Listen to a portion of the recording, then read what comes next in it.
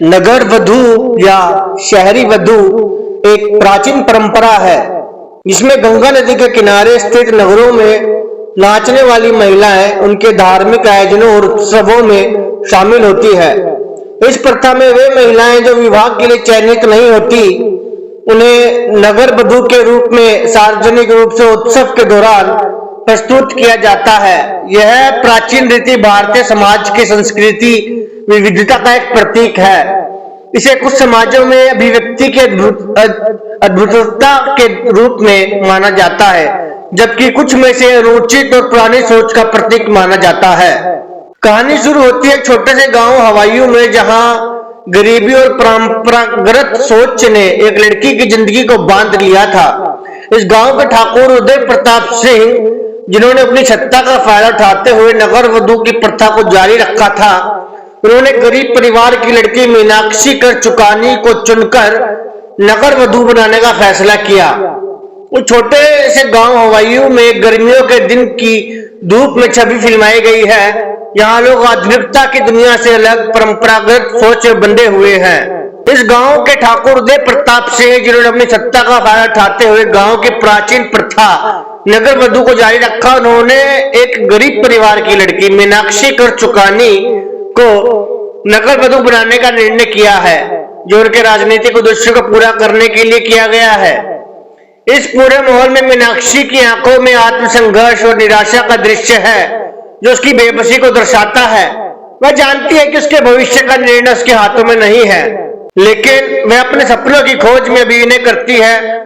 यह दृश्य उसके अंतरात्मा के संघर्ष को उजागर करता है और उसे अपने अधिकारों के लिए लड़ने की प्रेरणा देता है। लेकिन इस दौरान शहर से आया हुआ एक युवक, जिसका नाम पंडित पुरोहित था, उसे देखकर कुछ अलग ही महसूस होने लगा। पंडित, जो सोच और संस्कृति में विश्वास करता था, उसकी दृष्टि में नगर वधू की प्रथा को नकारात्मक मानता था। जब नगर से पंडित पुरोहित नाम का युवक आया तो गांव के वातावरण में एक अलग सा ताजा हवा चलने लगी।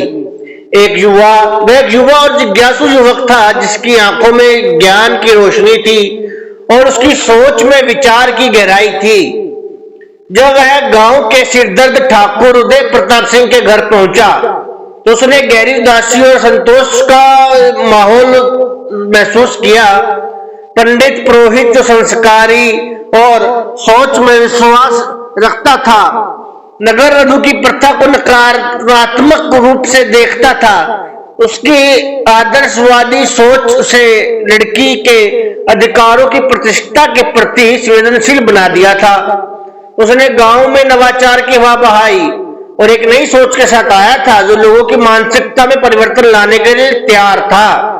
अपनी नई और अलग सोच के कारण पंडित पुरोहित का प्रत्येक आगमन एक रहस्यमय घटना बन गया था, जो गांव वालों को सोचने और संदेह करने के लिए मजबूर कर देता था।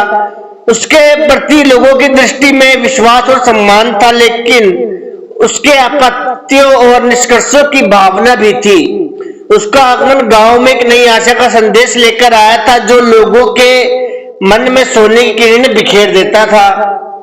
जब पंडित ने उस लड़की के बारे में और उसके परिवार के बारे में अधिक जाना तो उसके दिल में उस लड़की के प्रति सहानुभूति और प्रेम का भाव उत्पन्न हुआ। वह उसे नव जीवन की आशा और साथ में एक बेहतर भविष्य देने का निर्णय लिया। जब पंडित पुरोहित ने उस लड़की मीनाक्षी कर चुकानी और उसके परिवार के बारे में अधिक जानने का प्रयास किया तो उसके दिल में एक अलग सी भावना उत्पन्न होने लगी। वह उसकी कठिनाइयों और संघर्षों को समझने लगा, जो उसे उसके अद्भुत स्वाभाविक संघर्ष की ओर आकर्षित करता था। पंडित पुरोहित युवा का दिल उस लड़की के प्रति सहानुभूति, समर्थन और प्रेम से भर गया। उसने महसूस किया कि मीनाक्षी को जीवन की आशा, संघर्ष से लड़ने की ताकत और एक बेहतर भविष्य का हक है। उसने अपने आदर्शों और सोच को अपने कार्यों में प्रकट किया और मीनाक्षी के साथ नव जीवन के लिए एक साथ खड़े होने का निर्णय लिया। उसने उसके परिवार के साथ मिलकर उन्हें समर्थन और सहायता भी करने का पूरा वचन दिया, आश्वासन दिया। इस पल में पंडित पुरोहित ने न केवल अपने आत्मविश्वास का प्रदर्शन किया, बल्कि उसने अपने दिल की सुनी और अपने नेतृत्व के माध्यम से दूसरों को भी उत्साहित किया। उसने अपने साथ लिए गए निर्णयों के माध्यम से न केवल अपने प्रभाव को बढ़ाया बल्कि उसने एक नए और उम्मीदवार भविष्य का द्वार खोला। इसके बाद पंडित ने अपनी सामाजिक संपर्कों और अपनी सहनशीलता की मदद से उस लड़की को उस ठाकुर के जाल से छुड़ाया और अंत में पंडित और वह लड़की साथ में नवजीवन की शुरुआत करते हैं जो प्रेम, सम्मान और स्वतंत्रता से भरा होता है।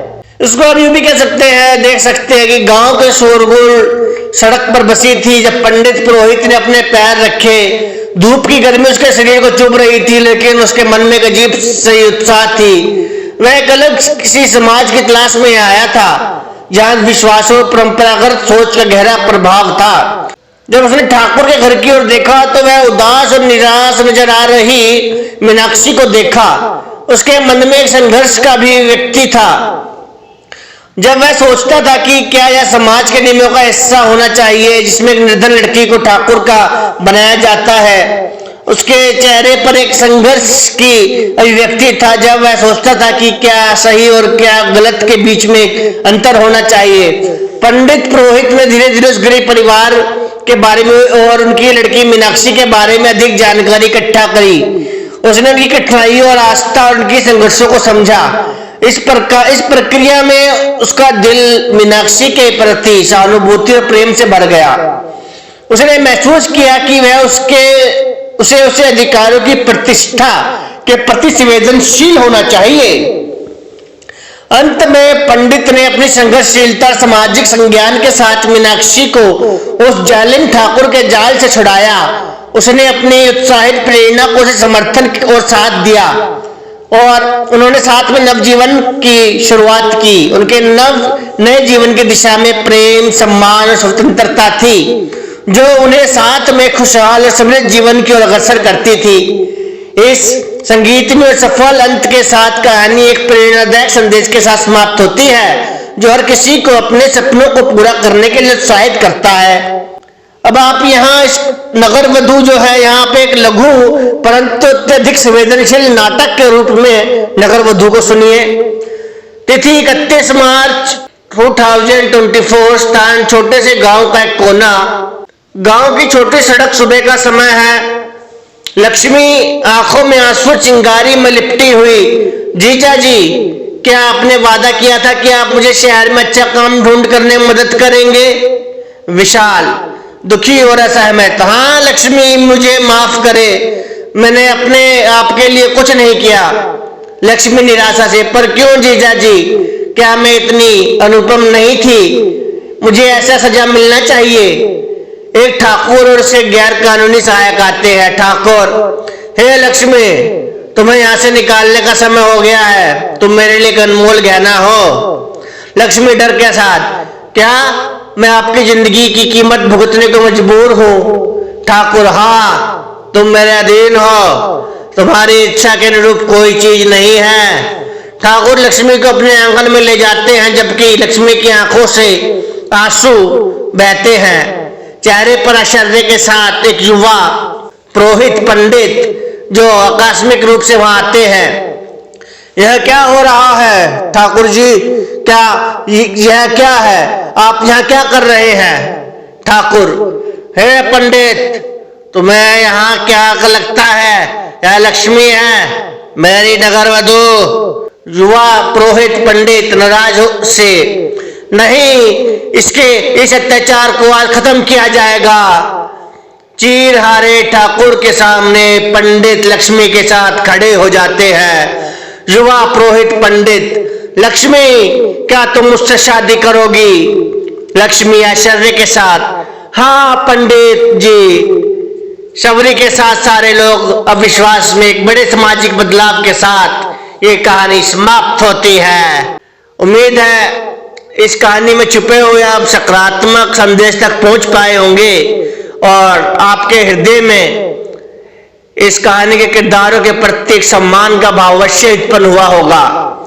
यदि ऐसा है तो कहानी को लाइक और शेयर कर दीजिए और चैनल को सब्सक्राइब करना ना भूलिएगा। धन्यवाद।